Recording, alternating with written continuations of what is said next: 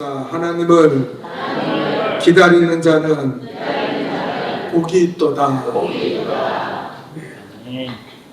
여러분, 일제에 우리 초대교회사에 이런 기록이 있어요.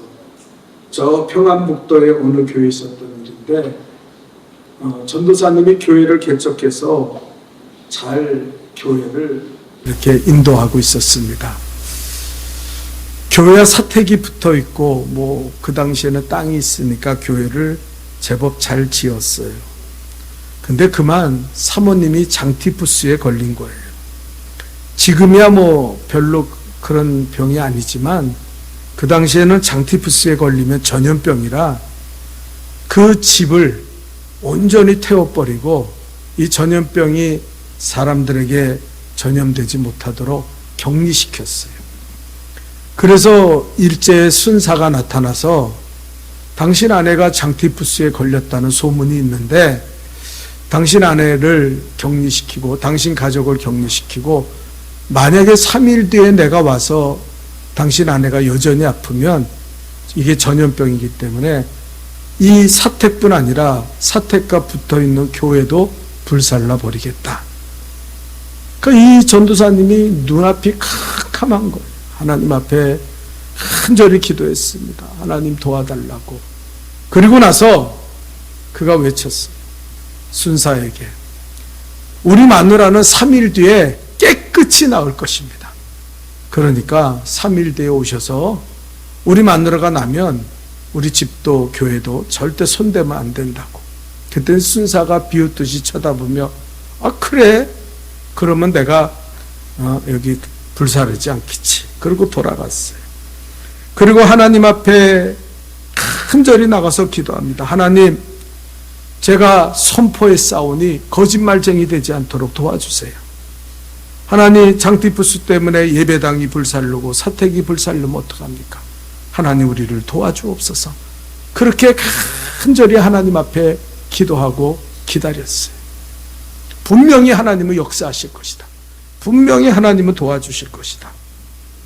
그리고 살아계신 하나님은 역사하실 것이라고 믿고 기다리는데 3일이 지났는데 정말 거짓말같이 사모님이 장티푸스에서 완전히 치료받고 일어나서 목사님 이 식사를 준비하는 거예요. 순사가 왔는데 멀쩡한 거예요.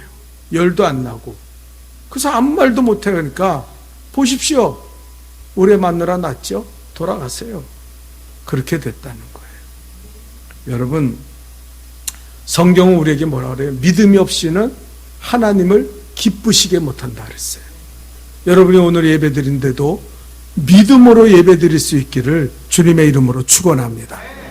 믿음 없이 드려지는 찬양, 믿음 없이 드려지는 기도는 하나님이 받지도 않고 하나님의 관심도 없어요. 그래서 하나님은 지금도 살아계심을 믿습니다. 하나님이 이 자리에 우리와 함께 하심을 믿습니다. 우리의 기도와 찬양을 받으심을 믿습니다. 그 믿음으로 하나님께 예배드려야 돼요. 여러분, 우리 성도들이 때로는 고난과 역경을 당합니다. 갑자기 병들거나 또 무슨 문제가 터지거나 자식들이 어떤 문제가 생기면은 얼마나 고통스러워요. 그럴 때 우리는 그래요. 하나님 살아계시면 도대체 하나님 뭐 하시나? 왜 우리를 좀 돌보지 않을까? 그러고 이야기할 때가 있어요. 그런데 로마서 8장 28절에는 이렇게 말합니다. 우리 한번 다 같이 읽어볼까요? 시작. 우리가 알거니와 하나님은 사랑하는 자, 곧 그 뜻대로 부르심을 입은 자들에게는 모든 것이 협력하여 선을 이루느니라. 아멘. 아멘이죠? 네. 하나님은 성도들을 그냥 내버려 두시지 않는다는 거예요. 반드시 회복하시고 그 고난의 뜻을 깨닫게 하시고 그 고난을 통해서 더욱 성숙하고 은혜의 사람으로 우리를 변화시킨다는 거예요. 오늘 성경은 이렇게 말합니다. 18절을 읽어보면 우리 한번 다 같이 18절을 읽어볼까요? 시작. 그러나 여호와께서 기다리시나니 이는 너희에게 은혜 베풀려 하시며 일어나시리니 이는 너희를 긍휼히 여기려 하심이라. 대저 여호와는 정의의 하나님이심이라. 그를 기다리는 자마다 복이 있도다. 아멘. 여호와는 우리를 기다리신다 그랬어요. 여러분은 하나님은 여러분을 기다리고 계세요.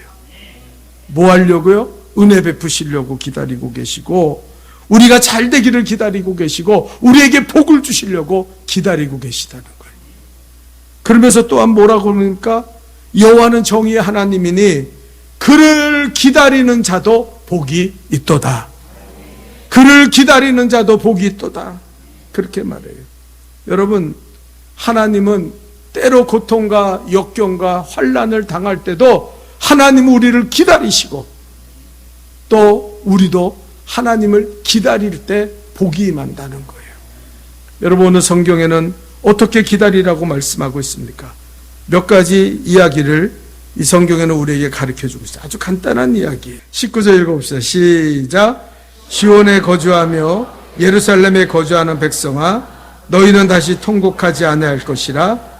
그 내 부르짖는 소리로 말미암아 내게 은혜를 베푸시되 그가 들으실 때에 내가 응답하시리라. 자, 1번을 띄워주세요. 둘째로의 1번. 예, 다 같이 읽어봅시다.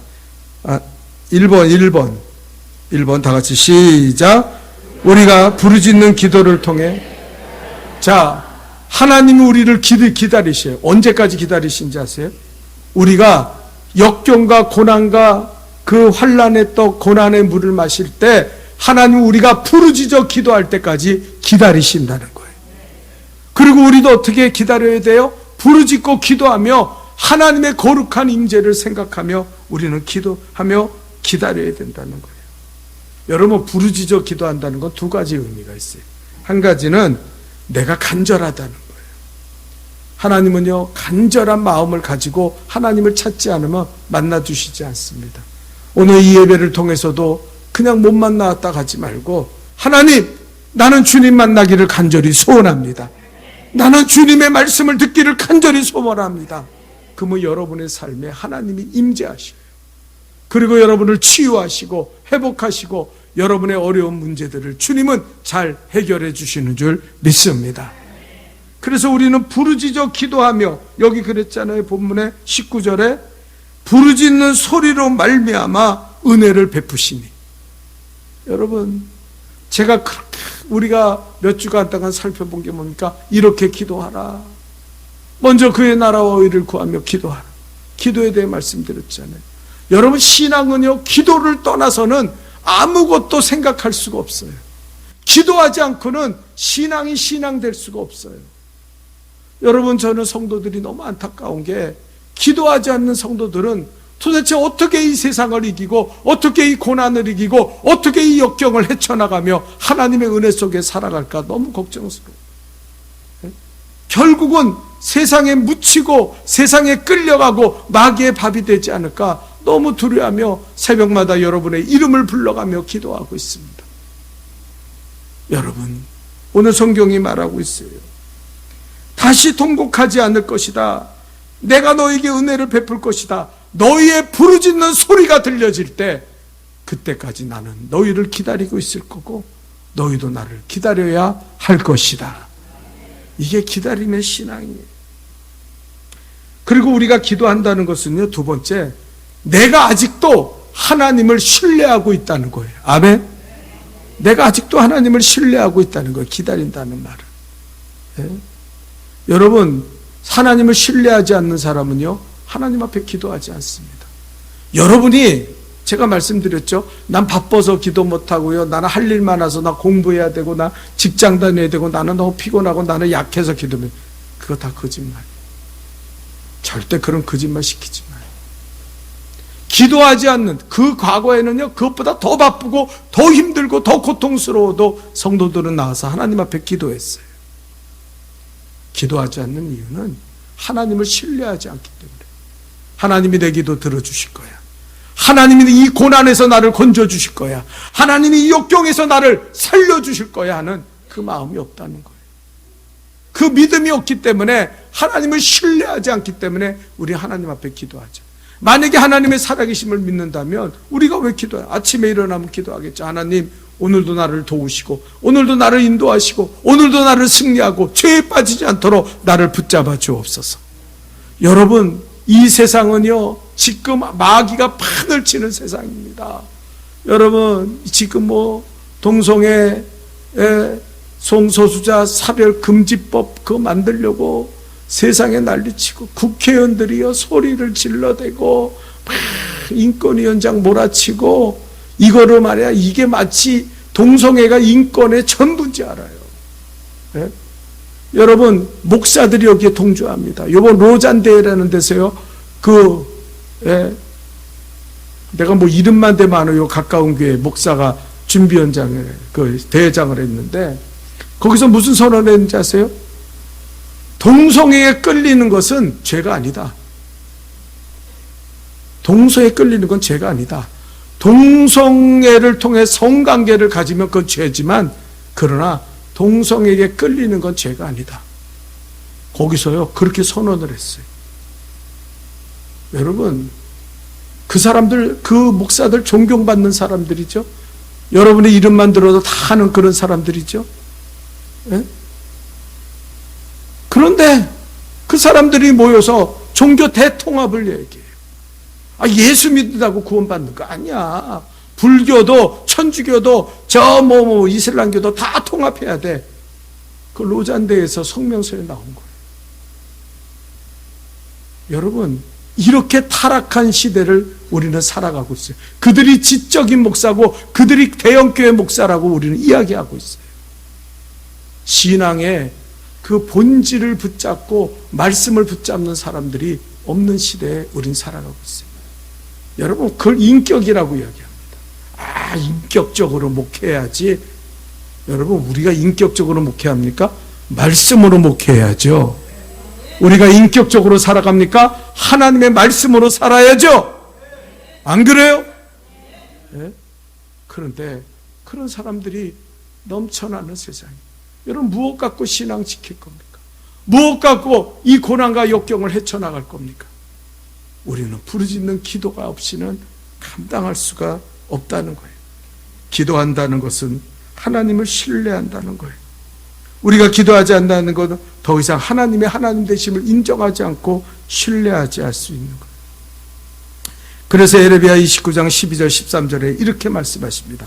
우리 한번 다 같이 읽어볼까요? 시작. 너희가 내게 부르짖으며 내게 와서 기도하면 내가 너희들의 기도를 들을 것이요 너희가 온 마음으로 나를 구하면 나를 찾을 것이요 나를 만나. 아멘. 여러분, 문제 있습니까? 걱정거리 있습니까? 모든 삶에 막힌 것이 있습니까? 두려워하지 마세요. 하나님 앞에 부르짖고 기도하실 수 있기를 주님의 이름으로 축원합니다. 교회만 나오면요 집에서라도 부르짖어 기도해. 하나님, 나를 도와주옵소서. 하나님, 나를 불쌍히 여겨주옵소서. 하나님 살아계십니다. 하나님 살아계십니다. 여러분, 그 하나님 앞에 기도해야 돼요. 네? 그래서 여기 뭐래요? 부르짖어 내게 기도하면 너희의 기도를 들을 것이라. 그래서 하나님은 우리가 부르짖어 기도할 때까지 기다리시는 거예요.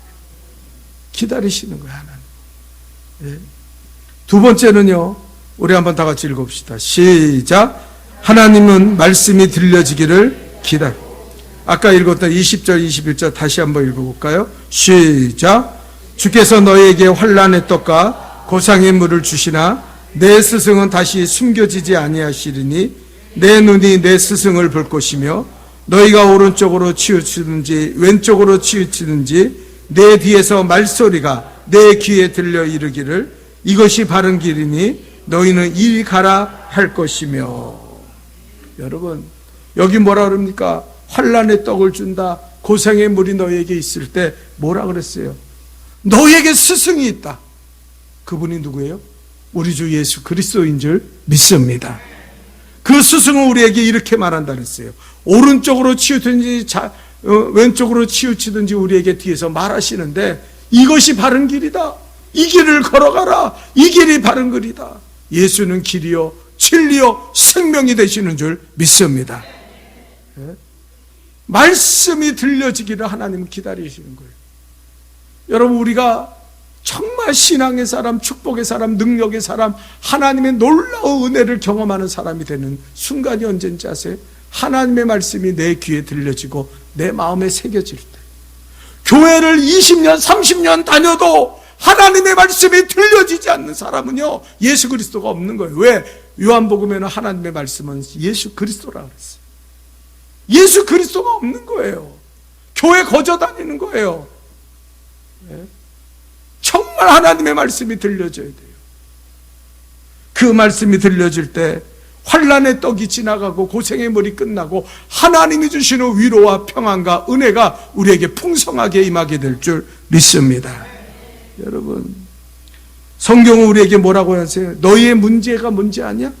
너희의 문제는 돈이 없는 거 아니야. 너희의 문제는 떡이 없는 거 아니야. 너희의 문제는 막힌 게 아니야. 그러면서 아모스의 8장 11절에 이렇게 말씀하셨어요. 좀 띄워주세요. 다 같이 중요한 성경 구절 읽어봅시다. 시작. 주 여호와의 말씀이니라. 보라, 날이 이를지라. 내가 기근의 땅에 보내리니 양식이 없어 주림이 아니며 물이 없어 가람이 아니요 여호와의 말씀을 듣지 못한 기갈이라. 여러분, 지금이 어떤 시대예요? 기갈의 시대.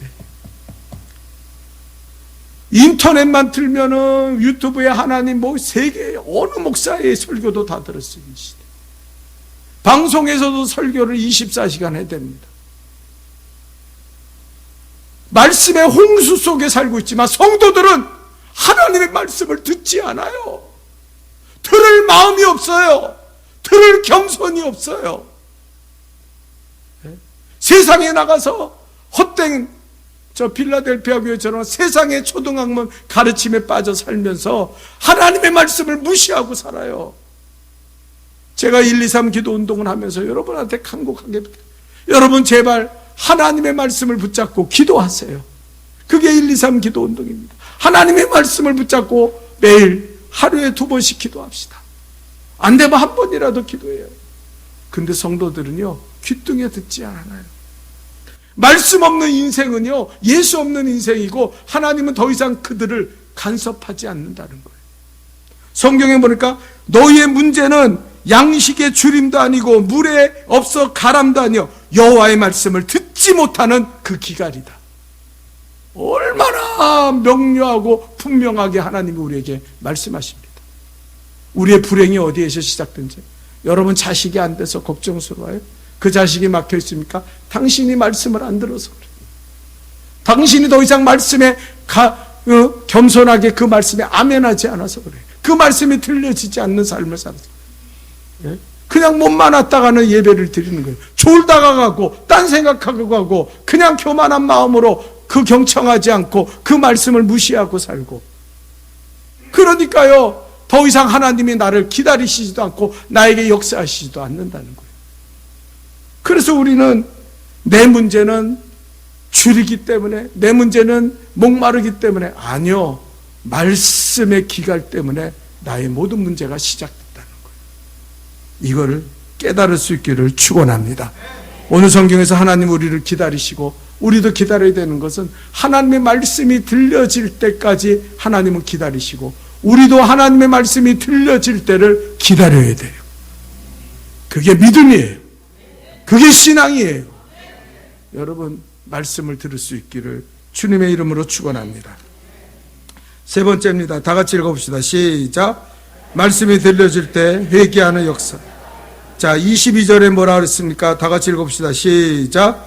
또 너희가 너희 조각한 우상에 입힌 은과 부어 만든 우상을 올린 금을 더럽게 하여 불결한 물건을 던진과 같이 던지며 이르기를 가라 하리라.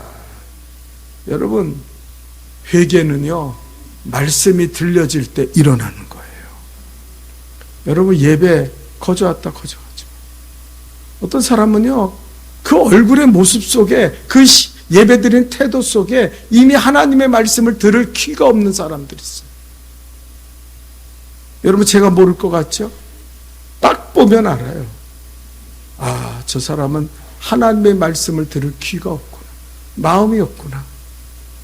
예? 그러니까 어떤 일이 일어나요?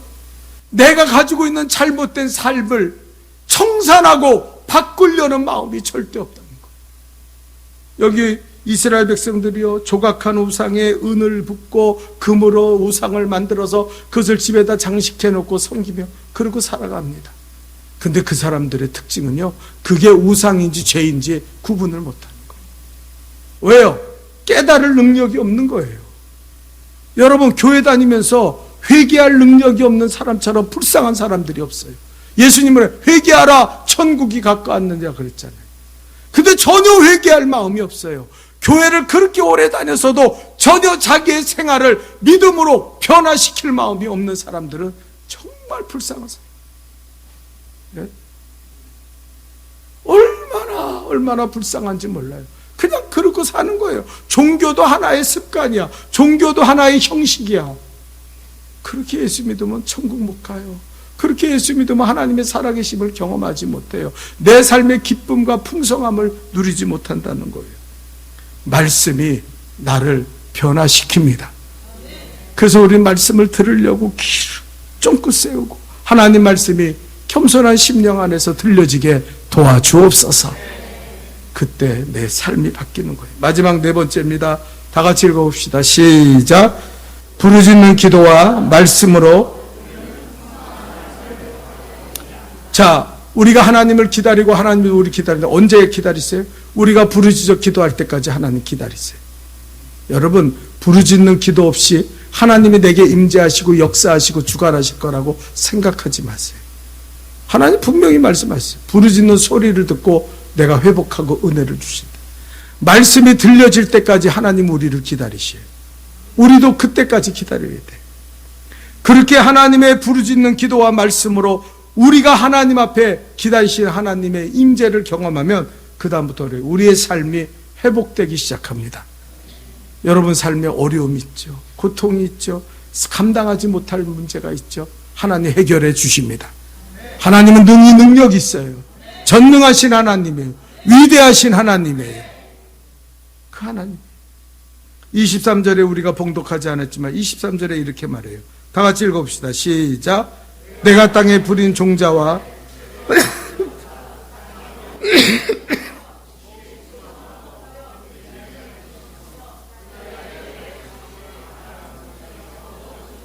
뭐라 그랬습니까?